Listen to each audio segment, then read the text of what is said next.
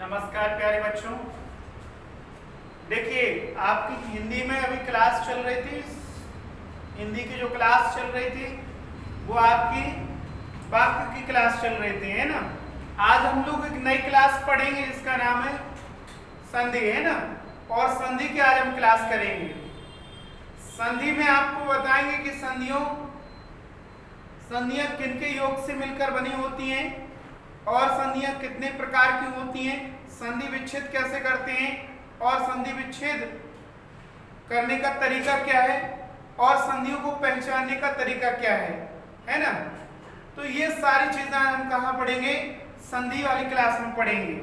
और संधि एक ऐसा चैप्टर है जो हर एग्जाम में आता है, चाहे आप कोई भी एग्जाम ले लो, एमपी टेट, यूपी टेट, कुछ भी एग्जाम ले लो, अगर जहां पर हिंदी आती है वहां पर संधि जरूर आती है। बिना संधि का जो चैप्टर है, इतना अहम चैप्टर है, ये समझ लो ये हिंदी की जान है ना। क्या है? हिंदी की जान है। प्यारे दोस्तों, देखिए, अगर हम इस चैप्टर को अच्छे से कंप्लीट कर लेते हैं तो आप जो भी एग्जाम देते हैं 2 या 3 नंबर आपके कंप्लीट हो जाते हैं। आप एमपी टेट का एग्जाम दे रहे हो तो एमपी टेट में भी 2 या 3 नंबर कंप्लीट हो जाए। एसआई का दे रहे हो तो एसआई में 5-6 नंबर अगर संधि उसमें आती है तो बिल्कुल, वैसे तो आती है उसमें संधि, 5-6 नंबर का आपका आराम से कंप्लीट हो जाएगा। संधि इतना महत्वपूर्ण हिंदी के अंदर एक चैप्टर है जिसके बिना कुछ नहीं होता है ना। जब कोई शब्दों में विकार उत्पन्न होता है तो हम किसके द्वारा ही करते हैं कंप्लीट? संधि के द्वारा ही करते हैं। और यदि जिसने संधि अच्छे से समझ ली, अच्छे से पढ़ ली, और जिसको नहीं भी आया समझ में, वो कमेंट कर लेना या मुझसे व्हाट्सएप से पूछ लेना या किसी भी तरह से पूछ लेना या वीडियो आगे पीछे करके देख लेना। संधि का चैप्टर आना चाहिए हिंदी में। अगर संधि नहीं आई तो समझ लेना कुछ नहीं आया, क्योंकि संधि इतनी महत्वपूर्ण है, इतनी महत्वपूर्ण है, कोई महत्वपूर्ण नहीं। कहते हैं ना, पहले 2 लोग संधियां कर लेते थे तो लड़ाई होने से बचे जाते थे। ठीक, आज वही कंडीशन यहाँ पर है। हम एग्जामिनर से लड़ाई करने तक बच जाएंगे, पेपर से लड़ाई करने तक बचेंगे अगर आपने संधियां सीख ली, नहीं तो परेशान हो जाएंगे, पीछे पीछे चले जाओगे। ठीक है ना। तो आज हम केवल क्या पढ़ेंगे? संधि पढ़ेंगे। और संधि की शुरुआत करते हैं। देखिए, हिंदी की क्लास में आज हम पढ़ने वाले हैं क्या? संधि। क्या पढ़ेंगे? संधि पढ़ेंगे। ठीक है ना। संधि पढ़ेंगे और संधि में देखेंगे। ठीक है ना। देखिए, आपके सामने एक शब्द लिखा हुआ है जिसका नाम संधि। हम पहले शब्द से ही बात करते हैं, उसके बाद देखो जितना आपके सामने है पहले उतना समझते जाओ। बिल्कुल जीरो से हीरो बनाना है आपको, है ना। जीरो से हीरो बनते जाओ। तो पहले जीरो से शुरुआत करते हैं, यानी शब्द से ही शुरुआत करते हैं। अगर हम इस शब्द को तोड़ देते हैं, देखिए, अगर हम इस शब्द को तोड़ देते हैं तो कैसे टूट जाता है? टूट जाता है सम प्लस धी, ऐसे टूट जाता है सम प्लस धी। क्या बन गया? अगर हम इसको मिलाकर लिख देते हैं, ऐसे लिख दे तो संधि, कोई परेशानी नहीं है ना। चीज देखिए, उसको थोड़ा तोड़ के लिख दिया, इसको मिला के लिख दिया, क्या बन गया? संधि। अब संधि कब मिलती है? देखिए, पहले इसकी परिभाषा से समझ लेते हैं। जहां 2 वर्णों में, जहां 2 वर्णों के मेल से जो परिवर्तन होता है, जो परिवर्तन होता है,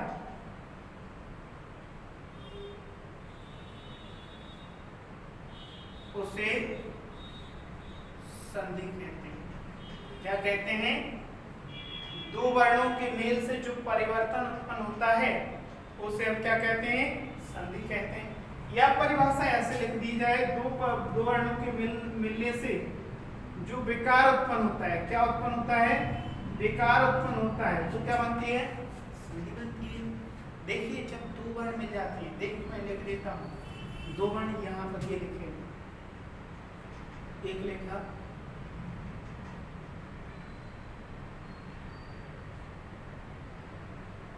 गिरी और दूसरा लिखा है ना। अब शब्दों को मिला दिया, क्या बन गया, किसका विकार हो गया, क्या परिवर्तन हो गया, ई का परिवर्तन हो गया। किसका परिवर्तन हो गया, ई का परिवर्तन हो गया। और ई का परिवर्तन, यही परिवर्तन किसको दर्शाता है, संधि को दर्शाता है। एक एग्जांपल और लेते हैं हम, जैसे महा प्लस उदय, क्या बन जाएगा, महोदय।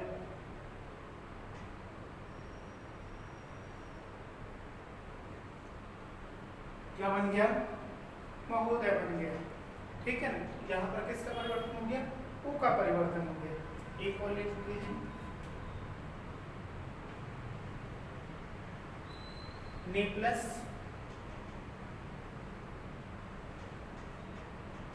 अन, क्या बन गया, नयन, है ना। ये जो परिवर्तन होते हैं, है ना, ये परिवर्तन ही क्या कहलाते हैं, हमारे संधि कहलाती है। याद रखिए जब कोई परिवर्तन हो जाए या शब्दों में बोलने से कोई वर्ण छिप रहा है तो क्या कहलाएगी, संधि कहलाएगी। इतनी बात समझ में आई, ठीक है ना। आगे देखिए,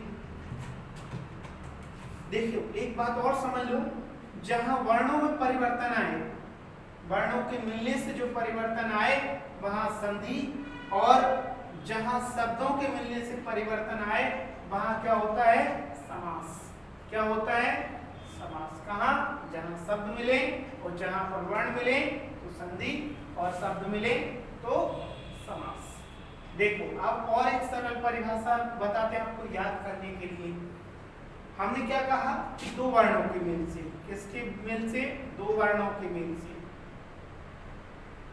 जो परिवर्तन होता है उसको हम क्या कहते हैं, संधि कहते हैं। बात समझ में आई, है ना। देखिए अब यहाँ पर हम एक दूसरे तरीके से बात को समझाते हैं, या आपको याद करने का एक तरीका बताते हैं। देखो दो वर्ण होते हैं, कौन कौन से वर्ण होते हैं, ये है भैया दो वर्ण, है ना। देख लीजिए,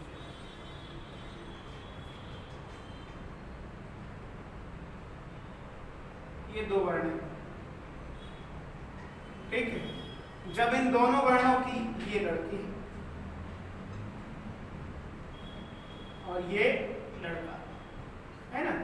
अब इन दोनों की जब शादी हो जाती है, अर्थात वरमाला पहन लेते हैं ये, और ये माला पहन ली, तो एक जो तीसरा जो संबंध निकल के आता है ना, तीसरा जो संबंध निकल के आता है वो कौन सा आ जाता है,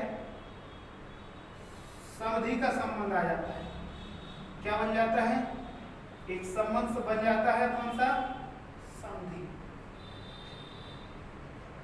है ना। यही क्या होती है, संधि होती है। ठीक, जहां दो वर्ण मिल जाए, एक लड़की वर्ण और एक लड़का वर्ण, तो एक संबंध नया क्या बन गया, संधि वाला संबंध बन गया। बात समझ में आई, कौन सा संबंध बना, संधि का। तो हम इसको ऐसे याद रखते हैं। देखो एक नजरिया होता है, उस नजरिए से भी याद रखते हैं। देखो लड़का और लड़की जब दोनों मिल जाते हैं तो ऐसा संबंध बनता है, कौन सा, संधि का। ठीक है, ये इससे भी याद रख सकते हैं। और कुछ याद नहीं रखना तो इतना तो याद रखो ही कि दो वर्ण मिल जाए तो क्या बनती है, हमारी संधि बनती है। बात समझ में आ रही है ना आप लोगों को। चलिए आगे देखते हैं। आप लोग पढ़ते रहिए, है ना, थोड़ा थोड़ा करके पढ़ते चलिए, और आपकी ये धीमी धीमी चाल ही आपको बहुत आगे ले जाएगी। ठीक है ना। आगे देखिए, अब बात करते हैं हम संधि के प्रकार कितने होते हैं। संधि की परिभाषा से परिचित हो गए, हम बात करते हैं संधि के प्रकारों की बात करते हैं। तो संधि के कितने प्रकार होते हैं, संधि के 3 प्रकार होते हैं भैया। कितने प्रकार, 3 प्रकार होते हैं। एक जो प्रकार होता है वो होता है स्वर, स्वर स्वर दूसरा जो होता है वो होता है क्या, व्यंजन। और तीसरा जो प्रकार होता है वो होता है विसर्ग। कौन सा होता है, विसर्ग। पहला स्वर, व्यंजन और विसर्ग, है ना। ये तीन प्रकार होते हैं। कौन कौन से स्वर, व्यंजन और विसर्ग, समझ में है। देखिए स्वर ने 3 बच्चों को जन्म दिया, सॉरी स्वर ने 5 बच्चों को, कितने, 5। सबसे देखिए ये दादाजी हैं, दादाजी, इनको अपनी भाषा में लेते हैं दादाजी। 3 लड़के, स्वर, व्यंजन और विसर्ग। सबसे बड़ा जो लड़का है उसने 5 लड़कों को जन्म दिया। कितने लड़कों को, 5 लड़कों को। और वो 5 कौन कौन से मैं बता, 5 लड़कों को जन्म लिया, सॉरी दिया। पहले कौन सा है, दीन। तो क्या बोलेंगे इसको, दीन स्वर संधि। अगला कौन सा है, गुण। गुण स्वर संधि बोलेंगे इसको, है ना। अगला वृद्धि, वृद्धि स्वर संधि। अगला यण स्वर संधि। अगला अयादि स्वर संधि।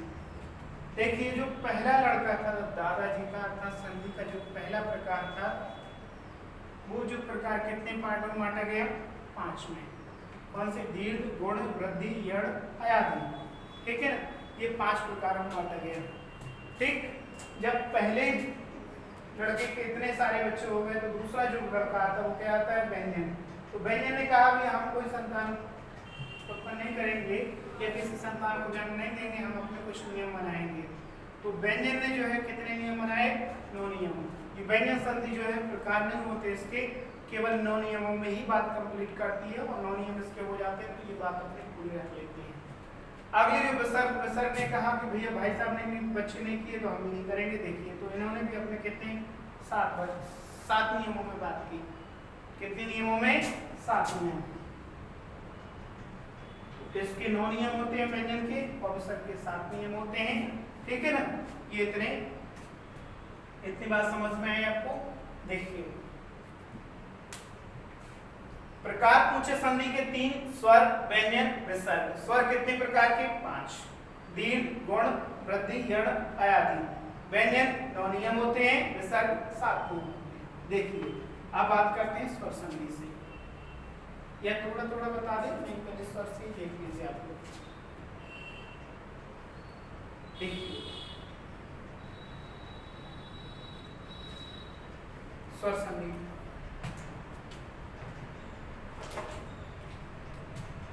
देखो स्वर संधि जब भी टूटेगी वो कितने स्वरों में, केवल स्वरों में ही टूटेगी। और स्वर कितने होते हैं, स्वर होते हैं हमारे कितने, 11 स्वर होते हैं। और ये 11 स्वर में ही ये स्वर संधि टूटती है, इन्हीं से बात करती है। केवल इन्हीं वर्णों में ही बनेगी और इसके अलावा और स्वर संधि किसी में नहीं बनेगी, ठीक है ना। ये आप 11 देख लीजिए, ये हमारे कितने हैं, 11 स्वर, ठीक है ना। कितने स्वर हो गए, 11 हो गए। ये 11 स्वर इस संधि में काम आएंगे, ठीक है ना। इस संधि में, स्वर संधि में जब भी संधि टूटेगी तो इन 11 स्वरों में ही टूटेगी। देख लीजिए, 1-2 उदाहरण लेते हैं इसके। जैसे मैंने लिखा,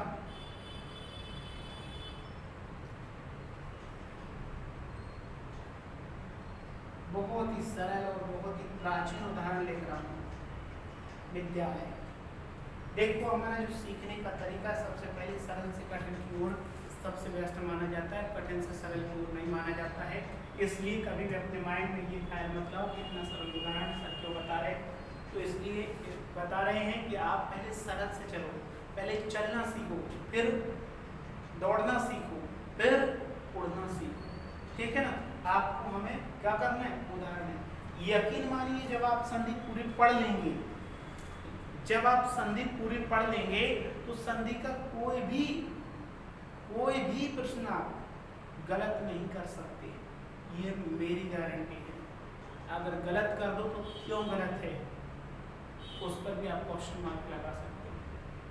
ठीक है, बस केवल एक बार मेरे जो मैं पढ़ा वो पढ़ लीजिए ध्यान से, इसके अलावा जीवन में आप कभी संधि नहीं पढ़ोगे, गारंटी देता हूँ इस बात। बस अच्छे से पढ़ लो मन लगा के, कभी संधि गलत नहीं करोगे। ठीक है ना, पढ़ अच्छे से। देखिए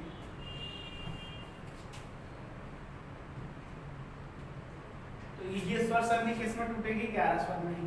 देखो मैंने लिखा था क्या, विद्यालय, विद्यालय को तोड़ देते हैं, कहाँ से टूटेगी? 20 से। क्या बनेगा? विद्या प्लस आलय। देखो यहाँ पर क्या लगा है? यहाँ पर क्या लगा है? दोनों स्वर हैं, दोनों स्वर हैं या नहीं है? दोनों स्वर हैं, और दोनों स्वर मिलके किसका निर्माण कर रहे हैं? बड़े आ का निर्माण कर रहे हैं, स्वर का ही निर्माण कर रहे हैं, तो क्या कहलाएंगे? हमारी स्वर संधि कहलाएगी। ठीक है ना, एक एग्जाम्पल और लेते हैं।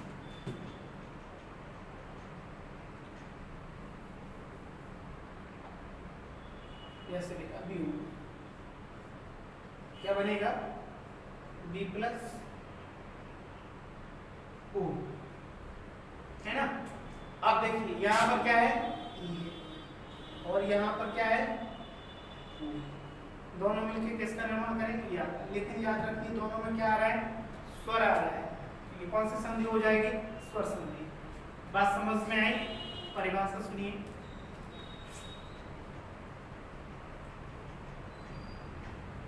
बस आप लोग पढ़ते रहो, अच्छे से पढ़ो, मन लगाकर पढ़ो। ठीक है ना। देखो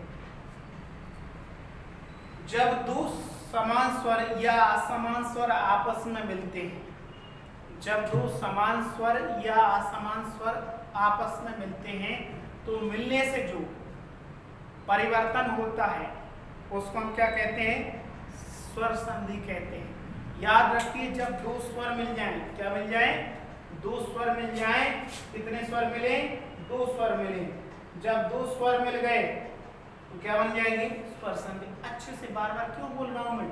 इसलिए कि आपको यहाँ पर याद हो जाए। यहाँ पर याद हो गए तो आगे याद करने की आवश्यकता नहीं पड़ेगी आपको, बस इतना ही याद रखिए, ये आपको चीज कंप्लीट होनी चाहिए। बात समझ में? देखिए जब दो समान स्वर मिल जाए या असमान स्वर मिल जाए, मिले दोनों ही स्वर, दोनों स्वर के मिलने से जो परिवर्तन हो जाए उसको हम क्या कहते हैं? स्वर संधि कहते हैं। ठीक है ना। अब देखिए इसके पहले बेटे से बात करते हैं जिसका नाम क्या है? दीर्घ स्वर संधि। क्या नाम है? दीर्घ स्वर संधि। देखिए दीर्घ स्वर संधि की बात करते हैं। दीर्घ स्वर संधि जो है वो 4 पार्टों में टूटती है, 4 से बात करती है। देखिए छोटा या छोटा दोनों मिलके किसको बनाएंगे? बड़े आ को, है ना। बड़ा प्लस बड़ा दोनों मिलके किसको बनाएंगे? बड़े आ को, है ना। या फिर छोटा छोटा मिलके क्या बनाएंगे? बड़ा, या फिर बड़ा एक है ना, छोटा क्या बनाएंगे? बड़ा। ठीक है ना। देखिए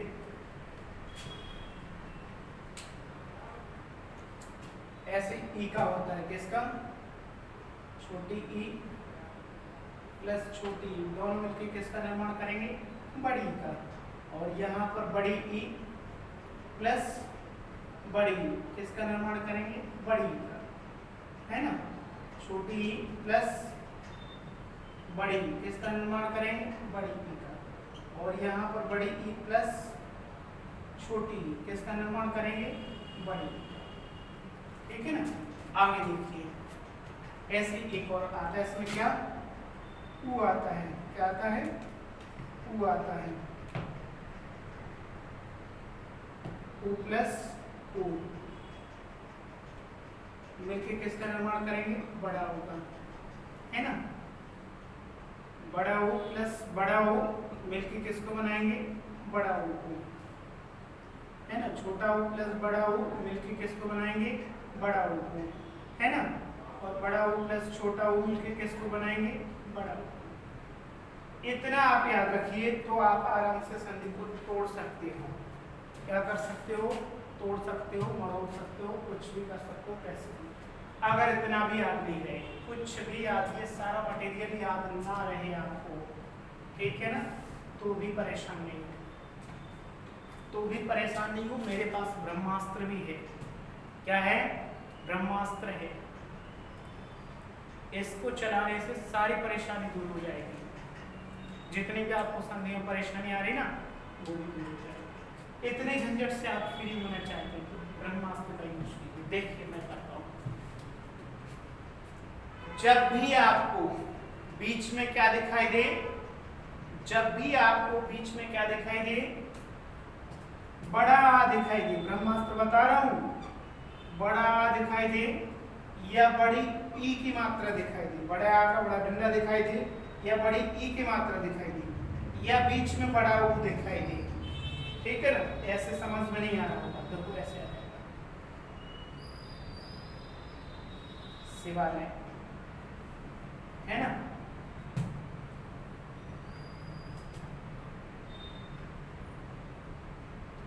रविंद्र,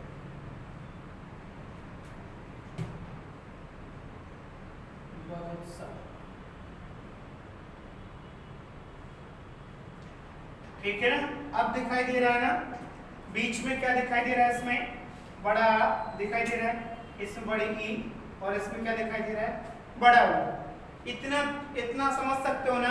क्या बता रहा हूं मैं? जब भी बीच में आपको क्या दिखाई दे, बड़ा आ दिखाई दे, बड़ी ई दिखाई दे या फिर बड़ा ऊ दिखाई दे, है ना, ये चीज अगर आपको दिखाई देती है तो आप आंख बंद करके भी कह सकते हो कि ये कौन सी संधि है, ये हमारी दीर्घ स्वर संधि है। कौन सी संधि? दीर्घ स्वर संधि। कोई परेशानी, कोई डाउट, कोई भी परेशानी बताना आप, ठीक है ना। जो ऐप पर देख रहे हैं वो ऐप पर या यूट्यूब पे देख रहे हैं तो यूट्यूब पर आप कहीं से भी बता सकते हो, है ना, लेकिन समझ में आना चाहिए। मेरा उद्देश्य बस इतना ही है कि आपको संधि बहुत अच्छे से आ जाए। देखिए मेरे पास जितना ज्ञान, मैं आपको भरपूर मात्रा में देने के लिए तैयार हूँ, जितना चाहे उतना जी जान लगाने को तैयार हूं कि आप अच्छे से अच्छा सीख सकते हो, लेकर आना चाहिए बस, ठीक है ना, आपको अच्छे से आना चाहिए, ठीक है। देखिए इसको आप तोड़ देते हैं। अगर यहाँ नहीं दिखाई दे तो यहाँ से देख लेना कैसे टूटेगा, से प्लस आर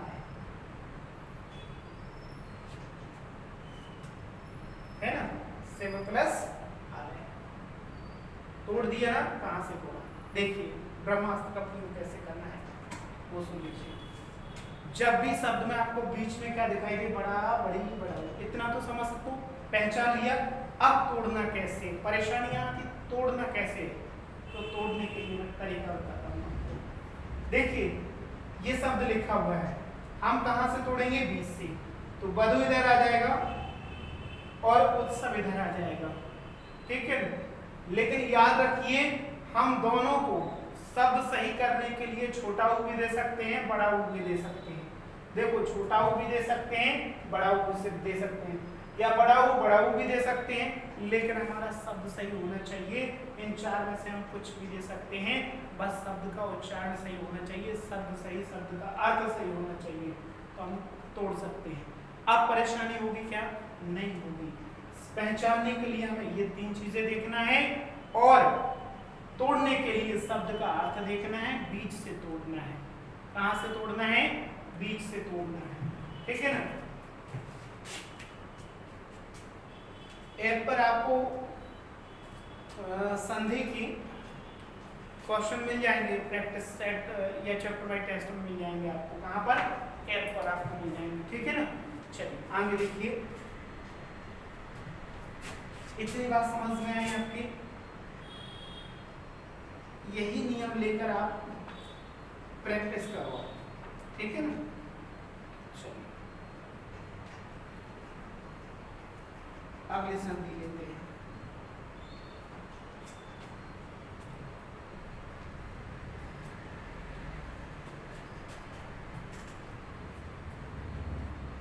अगली संधि का नाम है क्या? गुण स्वर संधि। कौन सी संधि? गुण स्वर संधि। अगली जो संधि हमारी वो कौन सी है? गुण स्वर संधि।